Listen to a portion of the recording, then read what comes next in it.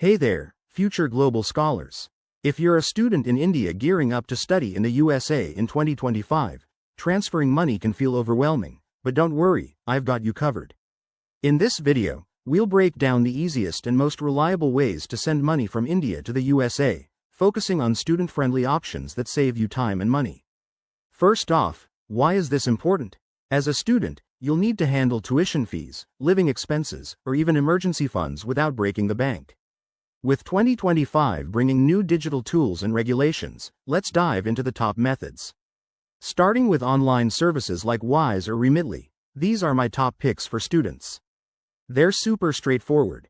Sign up on their app or website, link your Indian bank account, enter the amount, and select USD as the currency.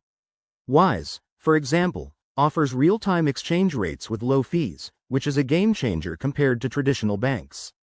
Just make sure to verify your student status for any discounts. If you prefer banks, options like HDFC or ICICI in India can handle wire transfers.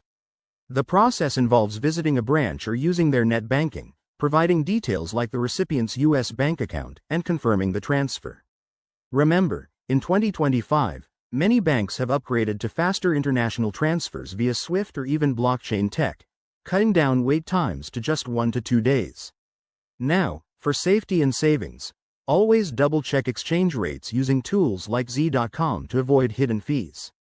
As a student, look for services that accept your visa or offer student promotions. Also, ensure you're compliant with Indian RBI regulations and US tax rules. Keep records of all transactions. One more tip. Apps like PayPal or Google Pay are great for smaller amounts, but they might have higher fees, so compare first.